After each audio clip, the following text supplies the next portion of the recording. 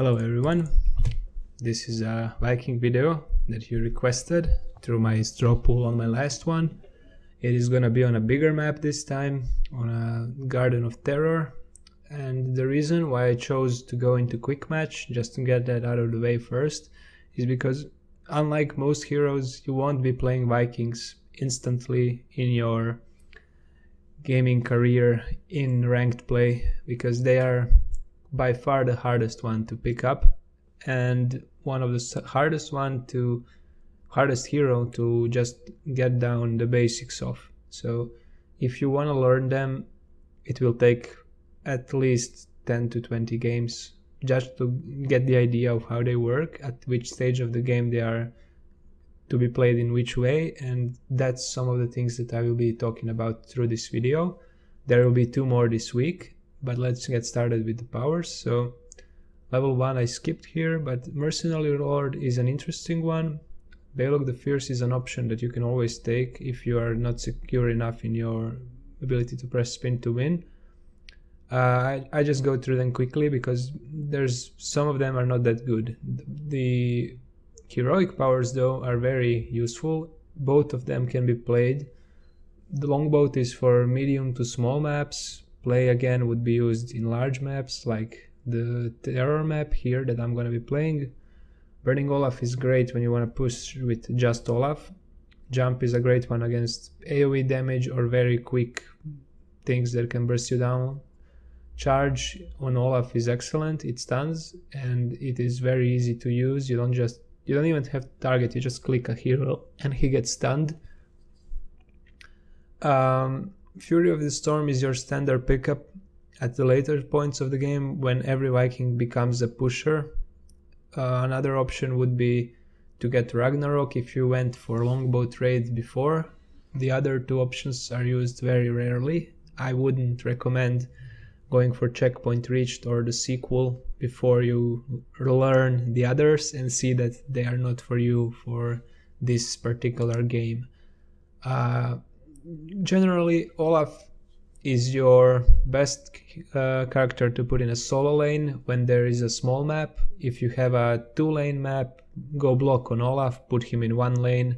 He's pretty much safe from Zero Tools or Novas. That way he takes 75% less damage from 2 hits, and you can focus on the other 2. On small maps you can even put 2 of them together because there's no reason not to. They push faster, they are pretty good to use as 2 ranged heroes, so Eric and Balog will help you push down with your team while Olaf will soak safely. This is not the case for this match, so let's focus on the heroes here. Quick match mode gives you what it gives you, no tanks on either sides. There's a lot of damage on their side, most of it is burst apart from Sergeant Hammer and Tychus. So Tychus has some burst as well, but he's gonna be dealing most of his damage over time, except when he's in Odin. Kerrigan is a big problem, as well as Jaina. Sergeant Hammer is a massive issue since you can't really close in with Vikings, and the splash will hurt you if you don't split them up. So their team is quite okay to stop anything I can try, but we'll see how that goes through the game. Again, every Viking has his hotkey, as you see over their heads, 1, 2, 3 and 4 to select them all. Double clicking will target the Viking that you pressed, so double clicking 1 would give you Olaf, double clicking 2 would center the map to Balog, and 3 for Eric. I start by positioning them on each lane, 1 Viking on each lane. I just like to use 1, 2, 3 for top, mid and bottom, easier to use in hectic situations. Just my preference, not a necessity. Maps are pretty symmetrical, so it is not a problem if you like to do it differently. Maybe there's some slight difference in objectives on some maps depending on how they spawn, but any Viking is mostly gonna be soaking the lanes for their team fights, so you are not really expected in I mean, your team will expect you to do this, but if you want to win, you might want to ignore them and focus on soaking every lane at all times. So if you see somebody move to fight away from their lane and you're playing a 2-lane map, always cover it. Or a 3-lane map, does not matter. Keep lanes soaked, that's what you do. And a good place to put them is in the bushes, so you're safe when you are unsure where the enemy is, or there's no reason for you to push because there's nobody forcing your tower, so you don't have to push anything back, you just need to soak. So keep them close to the bushes or the base entrance, the gate. That way you will always be able to focus on a fight with one specific Viking and not let the other ones walk into the tower because you gave them the command to push forward and attack, which you can do by pressing the A button for me or the A left click depending on how your settings are. That way you don't have to even go to there on the map, you can just tap their button once, press that key on the minimap next to them, and they will go forward and attack the first enemy thing they see. So that's usually the minions in the lane. Sometimes that can be the tower, which is a problem, but that's something you have to keep an eye on. Here, when you see the first spawn happens, the night falls, and you can either help your team, but doing that you won't be accomplishing much because your purpose is to soak. So best keep soaking instead of team fighting unless you can stay in range of the creeps while you do it, and that's a bit advanced if you want to just learn the Vikings. So if I die on the middle lane, that is not that big of an issue because that's the only lane that is covered with other heroes, so we don't lose experience like that. It's a death, that's alright, it's a quarter of a hero, so does not really matter. The other 2 lanes are soaked, some advantage is going on slowly. I take Eric the Swift here just to be able to stay in the lane with him forever, since I never have to go back with him or Olaf. They both have some regeneration now. As for Eric, I mean Balog, the 2-button guy, he's in the middle where most of the fighting is going on, so I don't need to take any regeneration on him for this game. He's gonna be either replaced by other allied heroes or just staying near to soak experience when they are gone, never really pushing out in the middle. I use the outer lanes to push and focus down the towers like that. So here you see what I was talking about. My Eric just exploded by Kerrigan, and there was nothing I even noticed that game. It just happened too quickly. She came from a bush, she pressed her stun, jumped on me, and I was dead instantly. So it doesn't really matter, even though the experience is getting lost. You can't dwell on mistakes with Vikings. If you see that I was just checking the map, I saw, oh right, I sent my Balog to collect the golems, the giants, and just got back into the game like that. So keep an eye out for the map, ignore your mistakes, you can learn them from them later. If you have a VOD or a replay, you can save. If not, just remember some of the key mistakes you made, which is not just dying in one lane. That shouldn't be that big of an issue. So back to the game, I have the lanes covered here. Nova doesn't need to be bottom, but it does not matter. We are slowly getting advantage by experience. It is not that drastic now, but it will be through the game. If your team is fighting a lot, that is a bit problematic, since you are a man down basically until either there's a change in playstyle or you go longboat and then you are no longer pushing the lanes on a map this big, which is a problem for you. So keep soaking the lanes, keep pushing, try not to die unless there's a fight going on and it would benefit your team, since it's less experience for the enemy if you go 1-1 with a Viking and a hero.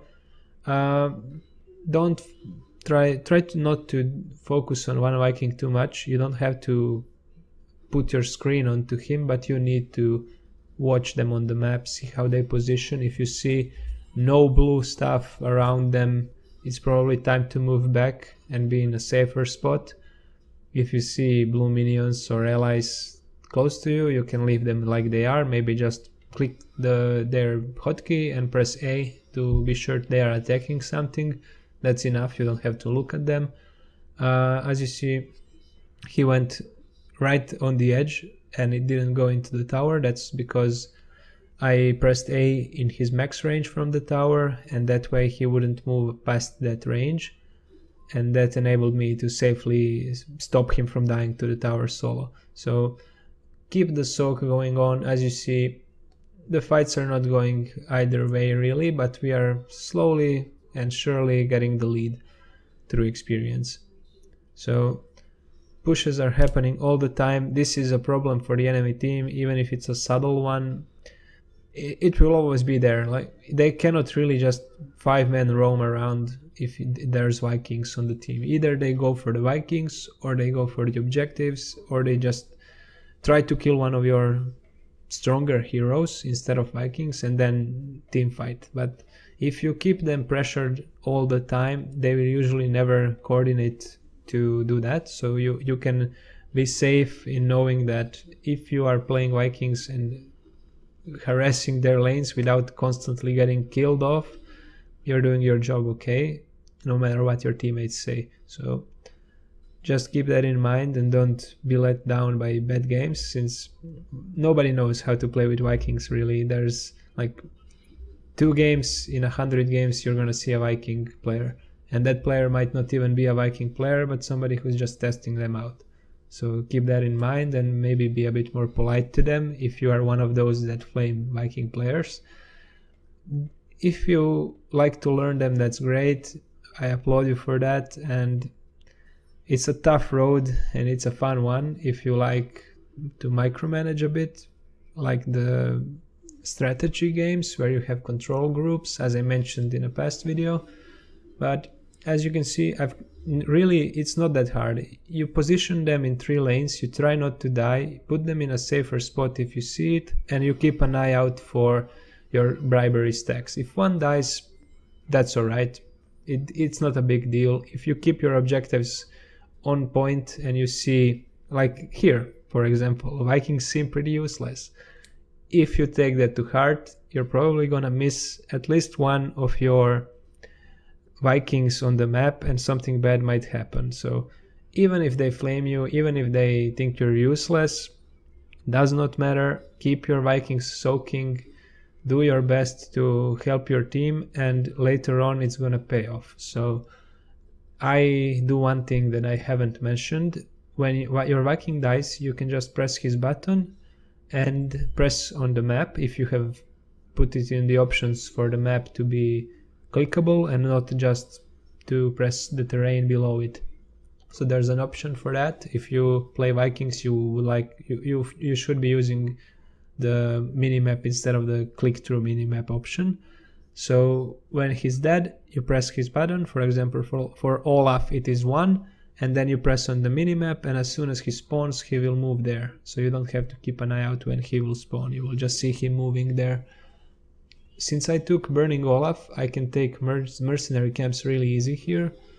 It is quite a DPS boost, and at this point, since there's a lot of team fighting and I see that bottom is covered by one of our allies, I can just make a group of these 2, Balog and Olaf, and keep killing the flower things, yeah, those things, and help my team take the bigger one. So it's deceptive. Like, you can just go for it. You have Olaf to tank, you don't need a tank.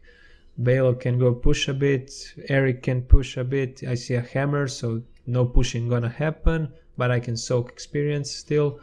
And as you see, he's quite good at tanking that terror. So I'm preparing Eric just to soak the experience and just checking how things are down there. Balog is already pushing on the top lane, and that's a big problem for the enemy. As you see, there was a point a few minutes ago where our experience was pretty much dead on, even, and now again we're almost a level ahead from nothing, from no kills, from basically just soak. and I tried to go back, but Tycho stops me here. I noticed it a bit late. I could have reacted much sooner. I was trying to go for the terror with one of my Vikings. I usually do it with Eric, but Keltas took it, so I wasn't able to do it this time, but I will be able to do it at the end of this video. We're hitting 16 much before them for just from the soak, and like I said, you can't take her out, but you can keep the soak going, so you don't have to push her out, you don't have to ask for support. Solo pushing hammer is alright, you will get the soak, that's all that matters. This tower is not that important. And here they are focusing our terror, and I can just freely go for the top one, for the top fort and for the top fountain. This hammer is outranging me and outpowering one of my Vikings, so soaking will do. Terror comes top and I keep attacking it while the enemy team is focused on roaming the map, I guess, since I can't see them. And that's how the fort goes down.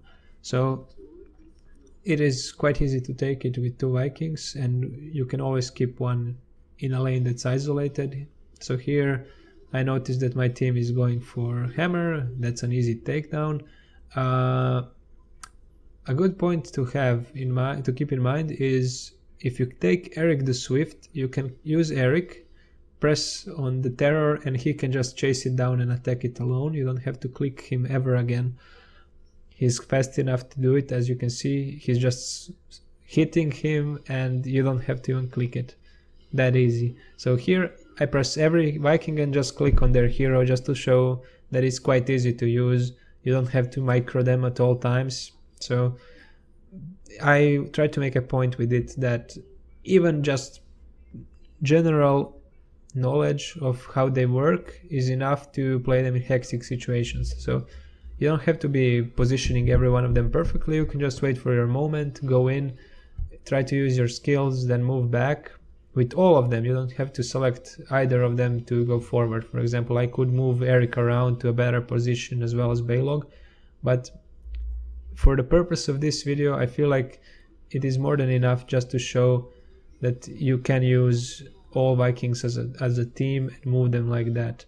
So at this point, I see that my team is fine. They have basically more heroes, but at this point Karazim dies, so it would have been better to stay with them when I look at this from this perspective. But still, there's 2 of the enemy that died and just 1 of us. Keltas is coming, so I still would have gone for the mercenary camps here, especially since the night is coming and terror is gonna rise. So again, quickly clear this and go for the big one. Very easy to take. Here you can see how I position them, just to show you. Yeah, I didn't really move quickly enough there, but I could have if I paid a bit more attention, so that's something to train. You can just keep them like this, and if you see enemies, slightly move back with pressing every Viking with 4, and then you can just dance around on the outskirts before you see how the fight goes, so you don't get clumped up and killed instantly. I decide to just go for the objective here. There's no reason not to, and by doing so we secure in more than enough seeds. Unfortunately, the team, never mind, there's no unfortunately here, it's a quite good situation. So look at the level now. We are 20 and they are 18. From just being able to soak and position properly, the kills have gone to our side now because they were not able to respond to how we were positioning and how our lanes were pushing, which just is a product of just constantly putting pressure on the map and being able to basically control how the enemy is gonna behave. So if you look at how the map is, we are pretty even. We have 1 more fort than they do, but we have been able to basically control how the movement is during the objective at this last nightfall. And you can see that I send 1 Viking down just to help kill Uther, and that's more than enough. The middle is for now standing still. There's no need to move them if you see a situation like that where so many enemy heroes are facing just the two of your heroes. So a big mistake you could make here is to rush in, which would result in basically just losing all your Vikings for nothing. So I decide to just put them back and wait a bit. I send Eric down because I see that we would be wasting our time just focusing down and fighting for some ground on the bottom. And here I decide to go all out and take a lot of objectives. So pushing with one Viking, taking the neutral minions with the others. I just go around and take them all. Then I notice, wait a minute, there's nobody defending their middle fort. So of course there's nobody to defend since they all died. That's mostly from the level advantage at this point, and this is the timing for Vikings. Before the enemy reaches 20 is when you have to do what you do best. So after they reach 20, soaking becomes much less important. The stat advantages you get from level ups are very little or unimportant. So do what you can before the enemy is 20 and your team reaches 20. So if it's 20-20, at that point you might as well focus on team fighting. So as you see, taking the camps is helping our team push a bit. It's coming, another wave of them is coming, so we can basically take the tower now. I just keep going on with my other two Vikings to control the map, and I will keep doing that until I have most of the creatures on our side. So here I just like to look at the map, see how it's going, then see how the progress is there. I see they've killed it. Just keep back so you don't walk into the enemy and die with Eric. There's no reason to go aggressive when you are still doing something just by standing there with your team. Your other two Vikings are doing stuff, which is a big advantage when you have Vikings. So basically, if this was any other hero, you would be in a standstill with your team. You would be standing there waiting for something to happen. And like this, you can do that and get stuff done with your other Vikings. And if there is a fight, you can always use your play again to summon them all there on the spot, which is pretty useful. So as you see, my team goes had to help me sometimes, but there's no need to get the neutral minions, and we basically took over the map here. So here is where I'm gonna take the terror finally. And yeah, will I get this one though? I don't remember. Let's see. I think I do. Nope, we forget to take a terror. Okay, that's cool. That's a mistake from me. But we instantly get another one, so I go for this one. Right.